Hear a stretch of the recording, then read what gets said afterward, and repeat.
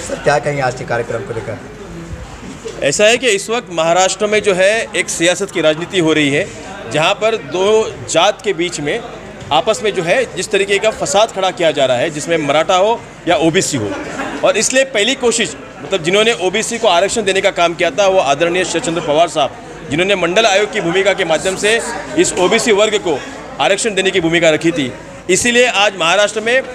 और व्यक्तिगत तौर पे इस मराठवाड़ा में आकर हम जो है ओबीसी के इस माध्यम से, मराठवाड़ा की विभागीय बैठक के माध्यम से आज हम यहाँ पर आज ओबीसी के कार्यकर्ताओं की बैठक रखी हुई थी। और आने वाले दिनों में जो है ओबीसी और मराठा के जाति के बीच में जिस तरीके का वाद निर्माण किया जा रहा है, जिस तरीके का जो फसाद निर्माण किया जा रहा है, उसको लेकर हमारा हर एक कार्यकर्ता जो है वो हर गांव-गांव में जाएगा और गांव-गांव में जाकर जिस तरीके से ओबीसी को गुमराह किया जा रहा है, जिस तरीके से ओबीसी के आरक्षण को लेकर गलत भूमिकाओं को सामने लाया जा रहा है, जिस तरीके के ओबीसी के प्रमुख मुद्दों को जो है वो पीछे किया जा रहा है, इसलिए जातीय जनगणना के आधार पर हमारा हर एक कार्यकर्ता गांव-गांव में जाकर छोटी छोटी बैठकों के माध्यम से गांव के हर शख्स को, हर वोटर्स को, हर व्यक्ति को इतला कर देगा। इस तरीके से जो है वो हमारे और मराठा समाज के बीच में जो वाद चला जा रहा है उस वाद को खत्म करने की कोशिश की जाएगी। सर मुस्लिम समाज में कई ओबीसी लोग आते हैं, इस अवसर पर मुसलमानों को क्या संदेश देंगे आप, खासकर विशेष? देखिए ऐसा है कि मैं ओबीसी सेल के अध्यक्ष होने के नाते मेरे ओबीसी सेल में राज्य विस्तारक नाम का जो पद होता है उस पद पे सलीम बेग जी काम करते हैं और राज्य समन्वयक नाम का जो पद है वहाँ पर आसिफ खलीफे काम करते हैं।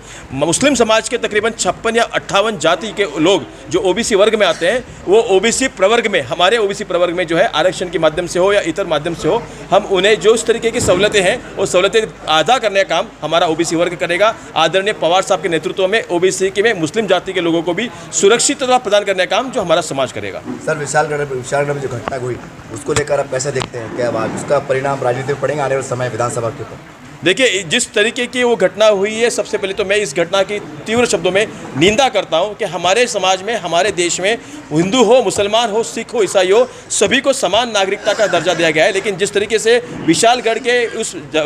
पास में गजापुर गांव में जो घटना हुई है वो घटना निंदनीय है। वहाँ पर मुस्लिम समाज के लोगों के साथ में जिन लोगों ने मतलब जिन्होंने अपने आप को शिवभक्त किया, क्योंकि शिवाजी महाराज जो है जिन्होंने कभी भी ये नहीं दिखाया था, ये नहीं कहा था कि हम समाज में जो है तो द्वेष और जो है वो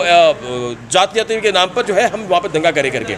जहाँ पर है कि महाराज जी ने हमेशा 18 प्रकार जाति को एक साथ लेके चले थे। तो आज जिस तरीके के मुसलमानों के बीच में और हिंदुओं के बीच में दरारें डाली जा रही है, जिस तरीके से हिंदुओं के नाम, मुसलमानों के नाम पर उनके घरों को जलाया जा रहा है, ये मतलब व्यक्तिगत तौर पे मेरे लिए ये बहुत ही दुखदायक और क्लेशदायक घटना है। इसका हम निषेध तो करते हैं, लेकिन हम मतलब हमने कार्रवाई की मांग की थी कि हमने कहा था कि जिन जिन लोगों ने ये काम किया हुआ है, जिन जिन लोगों के पास ये कांड हुआ है, उन पर सख्त कार्रवाई हो और उन्हें सजा हो। सर आपके बाद जो खड़े फैसल खान साहब है, फैसल भाई है, नूजा बेगम, ये माजी नगर सेविका है, महिलाओं की औरंगाबाद शहर में, संभाजी नगर में अपनी ताकत रखती है, ये आपकी पार्टी में प्रवेश हुए, कैसा लगता है इसके, क्या कहेंगे इसका आश्वासन?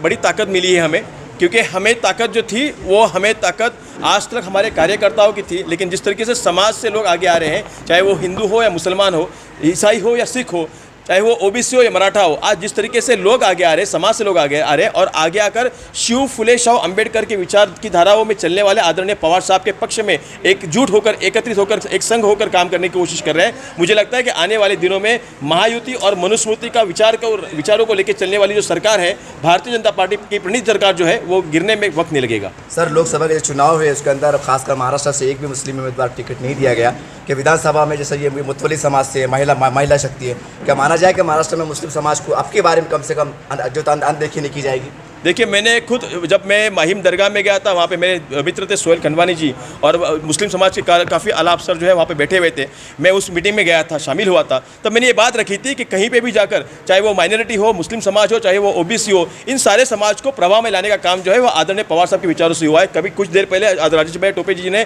यहाँ पर कई एक नाम लिए जिनको राज्यसभा से लेकर विधान परिषद पर लाया गया था। तो ये बात साफ है कि विधान परिषद हो या विधानसभा हो या राज्यसभा हो या लोकसभा हो, आने वाले दिनों में आपको ओबीसी हो या मुस्लिम समाज से माइनॉरिटी से हो, सारे समाज के लोग जो है आपको वहां पर पाए जाएंगे। आपका शुभ नाम, पद भी दीजिए। मेरा नाम राज राजापुरकर है, ओबीसी सेल का मैं महाराष्ट्र का प्रदेश अध्यक्ष हूँ। आदरणीय शरद चंद्र पवार साहब के विचारों पर काम करता हूँ।